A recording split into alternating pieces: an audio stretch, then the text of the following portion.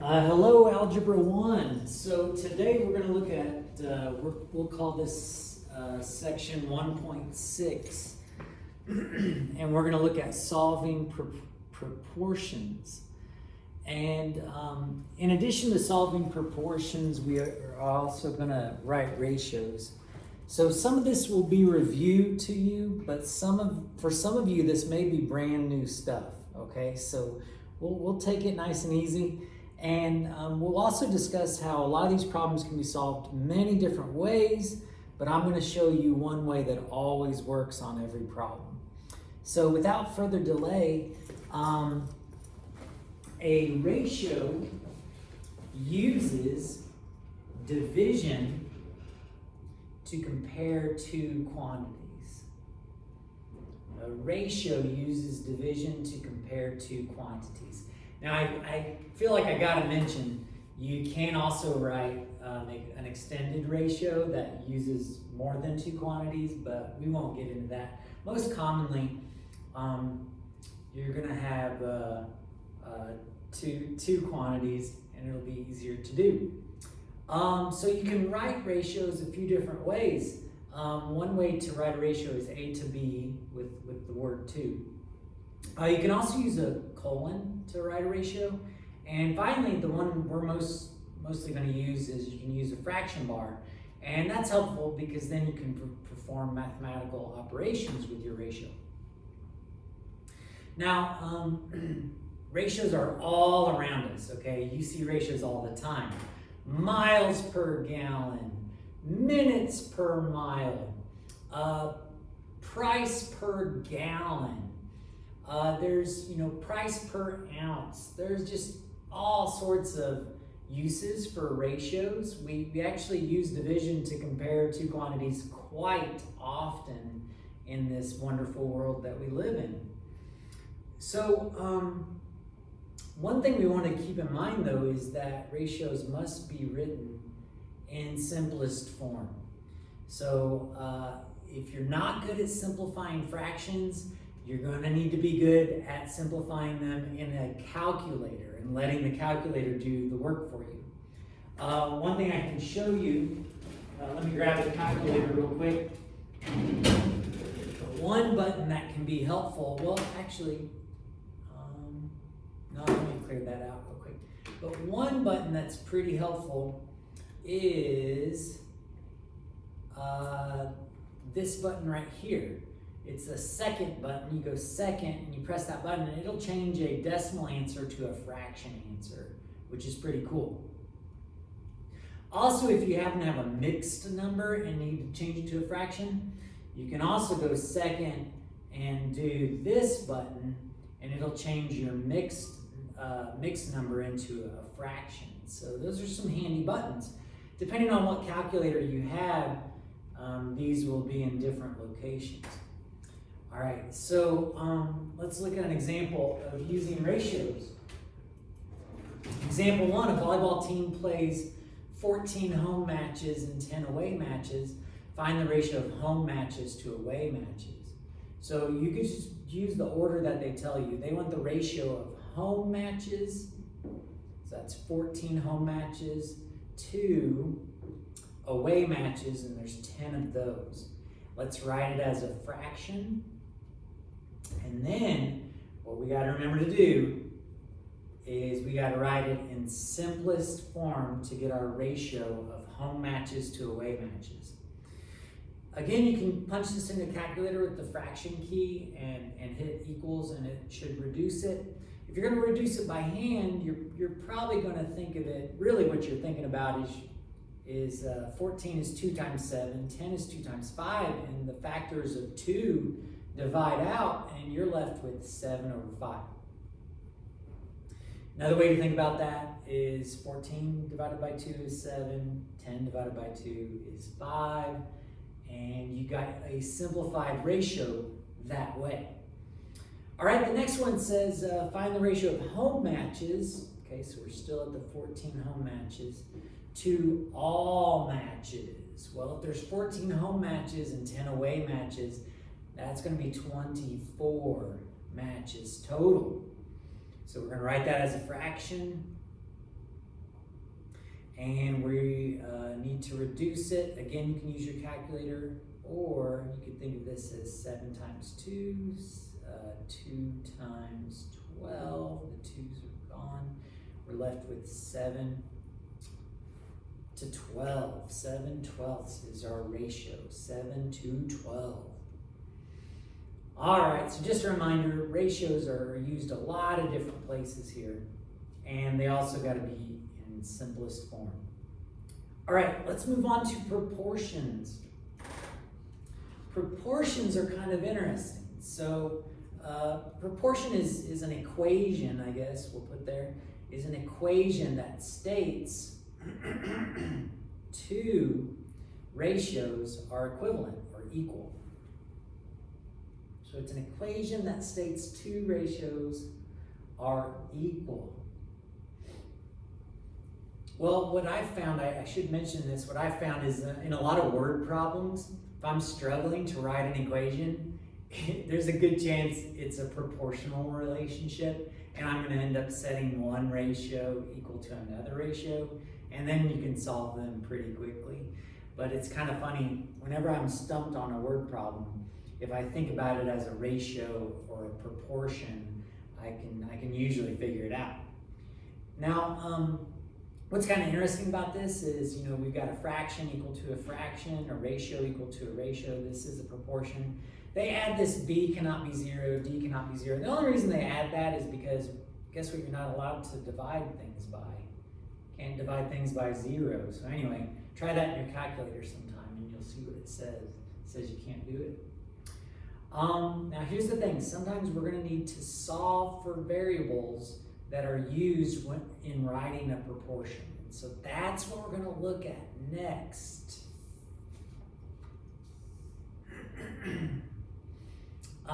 Example 1 says solve the following proportions, and notice we're trying to get x by itself. Well, here's the thing. A lot of you are familiar with proportions, and you're familiar with proportional thinking. So there's about 3 different ways that I can think of that would be pretty good to solve this. One way to do it, well, some of you already know what the answer is. And for those people, what they're noticing is for these fractions to be equal, well, this fraction would have to reduce to be the same as this. So what they're noticing is to go from 6 to 30, you're multiplying by 5. Well, that must mean that this numerator is also 5 times bigger. And so they get the answer right away just by thinking about what being proportional means. Another way to do this is to simply use algebra. And that's probably the way I did these when I was your age, was I just used algebra to get x by itself. We got to undo dividing by 30, and we're going to multiply by 30. And that's a quick way to get this problem done as well. 30 times 11 divided by 6, or a quicker way to do it by hand is 6 goes into 30 5 times. 5 times 11 is 55. Okay, now that problem is pretty straightforward. We just had a variable almost by itself. We could solve it pretty quickly algebraically. The third way that you can solve this proportion is to multiply by both denominators at the very first. Now, why on earth would you multiply? So notice I already multiplied by one denominator. But what I'm saying is you could also go ahead and multiply by 6 on both sides as well. Now, why on earth would you do that? Because on every proportion that you solve, if you multiply by both denominators, you're going to get rid of the fractions. They're going to be gone, okay? So, yeah, you could multiply by the 6 as well. And then the 6 would be gone here. You'd have a 6x is equal to 30 times the 11, and then divide, and you're going to get 55 as well. So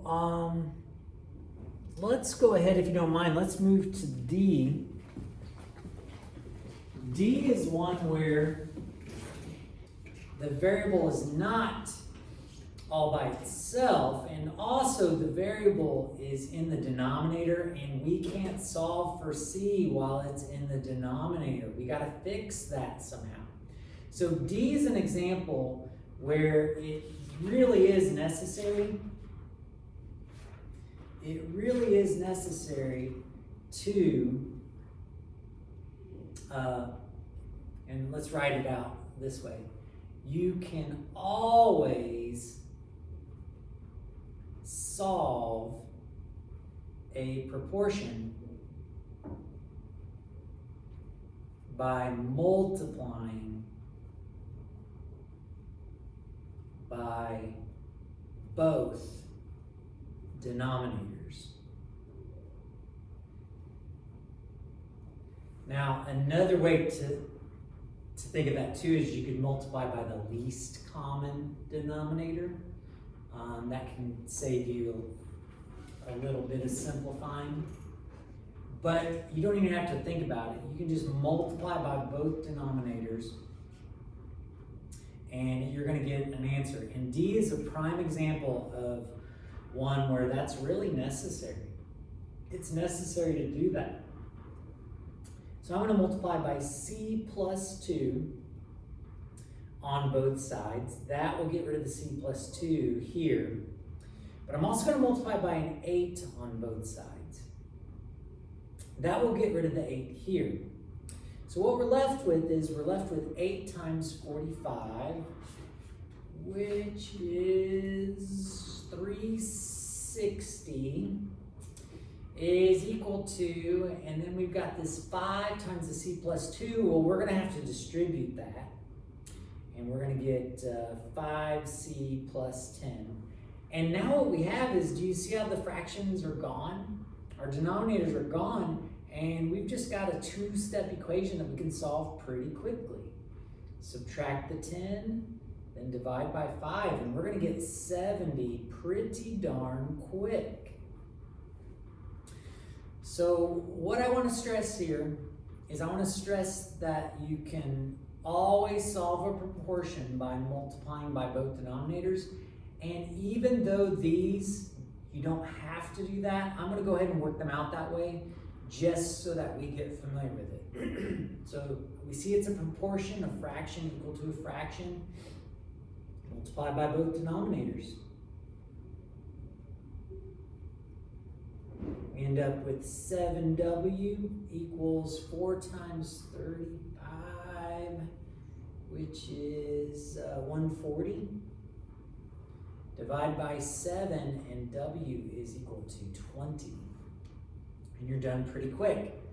On this other one, you can multiply by both denominators. Now, technically, you could multiply by the least common denominator and do the same thing. But you don't have to even think about it. You can just multiply by both denominators and know that the fractions are going to go away. Let's see, 36 times 6 is 216. And then you're ready to divide. Divide by 108, divide by 108, and it turns out that T is equal to 2. So yes, there are people that understand proportions really well, and they can get answers super quick. There's people that can do algebra pretty quickly as well. But an algebra technique you can also use that will always work is multiply both denominators on both sides of the equation, and you're going to get rid of the fractions and you'll be able to solve it. So just a heads up, on your practice, you're going to have a lot of fraction answers, which can be a little disturbing, but expect a lot of fraction answers. All these worked out nice when we divided, but on your practice, for some reason, I think it's because some people just came up with the problems rather than finding them from places. When you divide, you end up with a fraction answer. So that's actually a good thing that we should practice, is writing those fraction answers. Remember, we don't want decimals. You may have to press one of those buttons to change it from a decimal to a fraction. So be prepared to use that button on your homework. Okay, we're almost there. Proportions can be written as a sentence. So 5 is to 7 as x is to 49. And how you write this is 5 over 7. 5 is to 7, and then the as is equals. X is to 49. You're done pretty quick. You can multiply by both denominators. You can multiply by the least common denominator, or you could just multiply by 49 to undo 49. And you're going to get x by itself super quick. It's going to be 35. 35. 7 goes into 49 7 times. 7 times 5 is 35. You could also multiply by both denominators. Okay, this next one, you got a lot going on here, but let's set it up first. 24 is to 5z plus 4 as 4 is to z minus 1. And notice our variables are in the denominator. Let's multiply by both denominators to fix that. So 5z plus 4, z minus 1. We're multiplying by both denominators. 5z plus 4, z minus 1. Now it looks pretty intense here, but notice it cleans up real nice. 5z plus 4's go away. They divide out to make 1. 24 distributes. We get 24z minus 24. The z minus 1's divide out. We distribute the 4. We get 20z plus 16. And now this is an equation that we can solve just fine. Let's get the z's together first. Let's subtract the 20z over. Subtract the 20z over.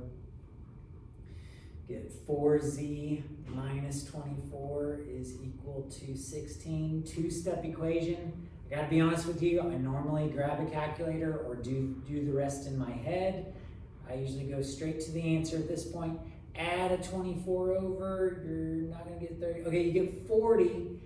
Divide by 4, our answer is 10. And we are done. You can check your answers. It's just a little more complicated with proportions to check your answers to make sure those fractions are the same, but you can totally check your answers. So everybody, that concludes our lesson. Hopefully you learned a little bit of something. Maybe you can keep in mind that, to solve a proportion, you can multiply by both denominators. If you get stuck, multiply by both denominators. Don't have to think about it too much. Also, some of you may realize that when you multiply by both denominators, you end up multiplying 24 times z minus 1, 4 times 5z plus 4. Yes, multiplying by both denominators is actually an explanation for cross-multiplying. Over here at the high school, we don't like to use cross multiplication very often because people get mistaken and use it all the time when they shouldn't. But you're not imagining it. It's actually cross multiplying is what it is. That's where cross multiplication comes from. So anyway, have a good day. See ya.